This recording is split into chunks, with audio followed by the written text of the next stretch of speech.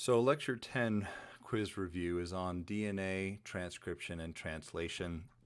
And there's a lot to this one, just like some of the others. Sometimes people find this to be the most difficult one of the whole semester. Others find that it's not so bad. So, it just depends upon how much preparation and how you're ready for it. But this is a shift in what we're learning now. The next 6 lectures basically are going to be on genetics and hereditary information, how it works, how it's transmitted, cancer, biotech, they're all related to each other. So this is a big section of the Biology 1010 class. Also, this is where a lot of my expertise comes in, which is why some more is spent on this than in some of the other subjects. So as we move forward, some of the first questions you're going to have are on the process of DNA transcription. Make sure you know these 3 enzymes. These will show up as answers on the quiz. So make sure you know the difference between helicase, polymerase, and ligase, and ultimately how they're involved in semi-conservative DNA replication. Make sure you know this information too about how DNA replication occurs. That's also part of one of the questions that you could possibly have on this section. But you generally only have one question on the process of DNA transcription. It's an important process, but it's not the main point of this whole lecture. Now, make sure you know the purposes of the different types of transcription. DNA transcription is only for cellular replication, whereas RNA transcription is preceding protein synthesis, which is essentially what translation is. It's protein synthesis at the ribosome. Make sure you know these 3. These are key ones that will show up on the quiz as well. Other minor things that you're going to have, but aren't to be dismissed because they're still important to be able to understand these other things, is you need to know the base pairing rules. You need to make sure that you understand that G's and C's go together and T's and A's. To do that, I've got 2 versions grouped together into the same question that you'll have on the exam. And one version, I give you a string of letters, G's, C's, T's, and A's, and I'll ask you what the complementary strand of DNA is. Remember, complementary just means what is on the other side. What's the base pairing rule? So if I say ACGTCG, then you would find the answer that says TGCAGC. Okay, so it basically from left to right, I'm going to ask you what the complementary strand is for that. Now that's one version. The second version may say 20% of the DNA is made up of A, adenine. What's the rest made up of? Well, you have to use your base pairing rules to remember that for every A, there's a T. So if 20% of it is made up of A, 20% of it is made up of T. Well, what does that leave? That leaves you 60% of the remainder of the DNA, and that is split between G and C, 30% G, 30% C. So it's an easy one, and you just have to be able to do a little bit of math, but it is one that will test your ability to understand that for every A, there's a T, for every G, there's a C, the base pairing rules. Another question you're going to have on the quiz is on the structure and function of DNA and RNA, basically this slide right here. Make sure you know which bases are only found in DNA and which are found in RNA. Remember, they're about the same, just thymine and uracil. Those are the big differences. They use different sugars, though that doesn't really change the information. They have different structures. That is different in terms of this being a long-term hereditary molecule and this being a short-term transient molecule. And then make sure you know their functions, right? There is a question that I have on the quiz that may say, how do we know that this species is from an alien planet? And I break it down and I show you that there's 6 nucleotides. Well, there's only 4 nucleotides in DNA on every organism on this entire planet. So we would know if something had something other than these 4, that it would be something foreign to this planet. And that's one of the, it's not a trick question. It's just a critical thinking question, but it is a way to help you understand that this is it. These 4 nucleotides are what make up DNA. These 4 nucleotides are what make up RNA. I will test you on the different function of mRNA, rRNA, and tRNA. So make sure you know what role they play in the translation process. Okay. I have a question which will basically ask why we're able to make more proteins than we have genes for. Now remember, a gene is a section on the DNA that gets transcribed to RNA and then gets translated to a protein. Well, the thing about RNA is there's more information in the DNA that can be spliced. And so we don't splice the DNA. We first copy it, then we cut up the RNA, and now we can make a different version of that same gene. So you can actually have a single gene be made into multiple versions. So the long and the short of the question that I have on the quiz is, how can you make more proteins than you have genes for? We only have like 20,000 genes, but we make over 200,000 different proteins. It's splicing. It's basically RNA splicing. That's how we make more of that. That's all you need to know for this. This is higher level biology. We can go into more detail of this in a higher level class, but for this class, not necessary. Now, a lot of questions are on understanding the dynamics of translation.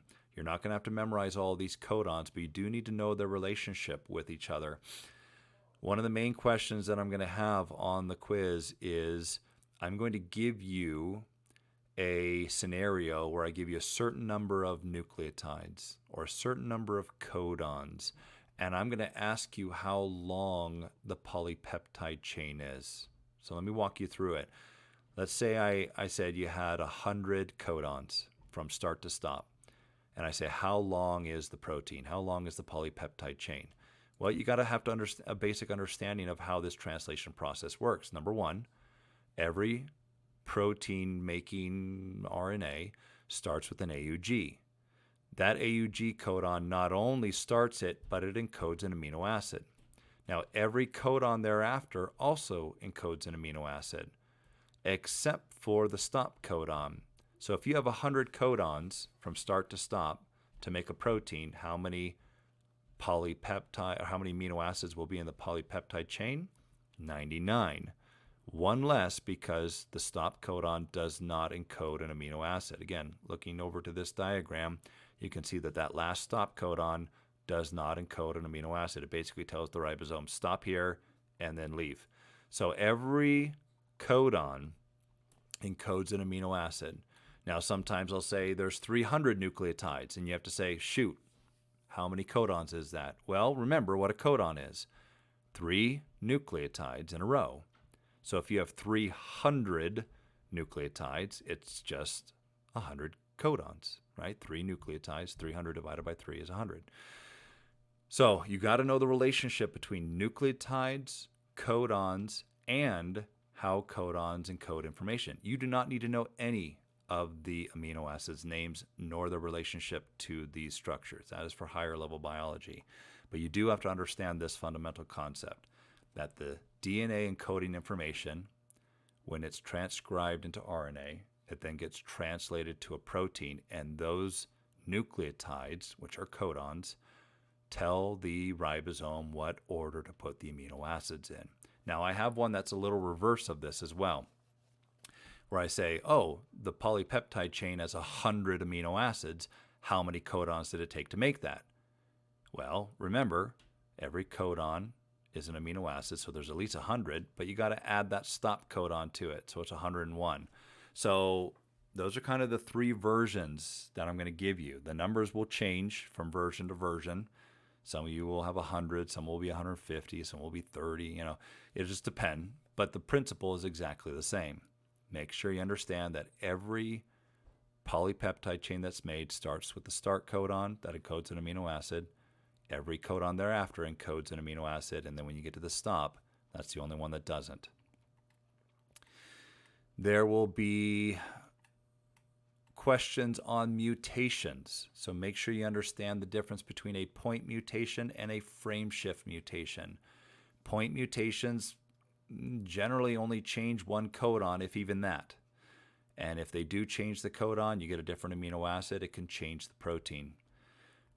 Doesn't always, because we have synonymous codons. Coming back to here.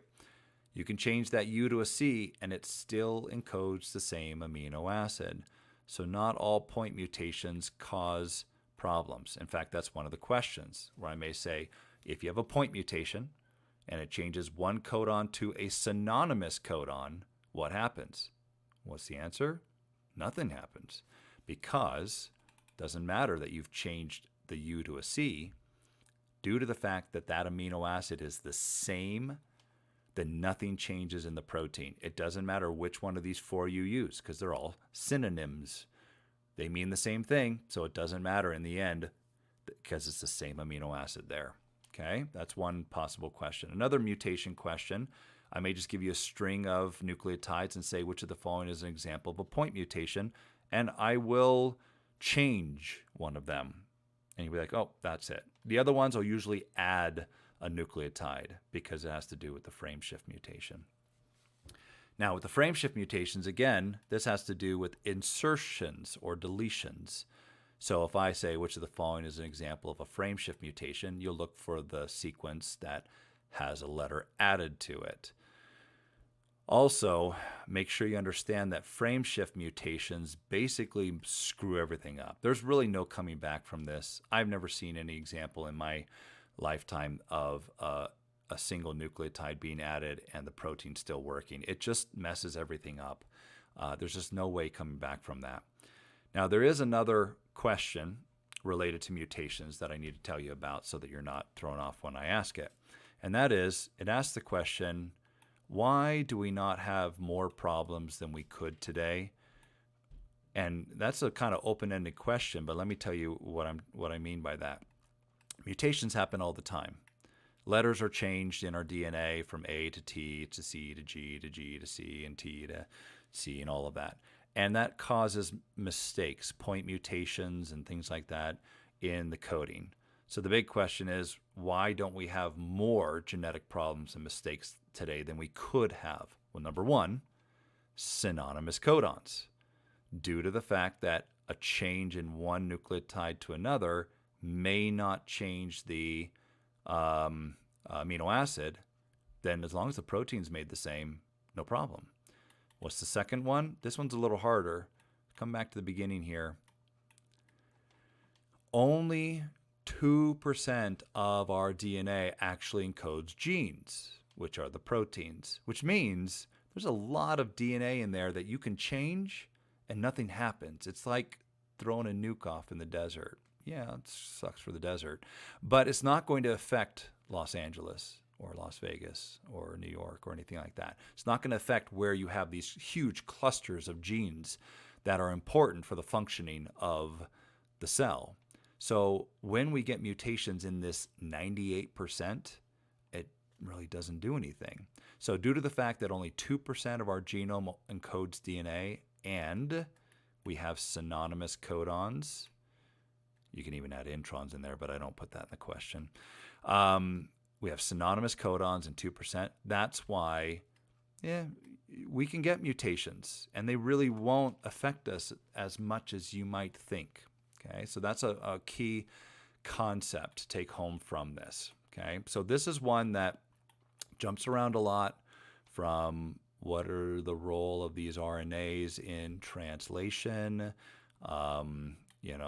what is the enzymes in DNA replication. It does jump around a lot, so you need to pay close attention to each of those things that we've talked about in this review. And again, fundamentally, you're going to have questions on base pairing rules, the function of transcription for DNA and RNA and translation, the enzymes that are used in transcription for DNA, the RNA splicing that allows us to have more proteins than what we make, the roles of mRNA, tRNA, and rRNA, as well as that question on, you have so many codons, how many amino acids long is the polypeptide chain, and you'll have several mutation questions as well. So make sure you study and know all of these things, because this one can be a little more difficult.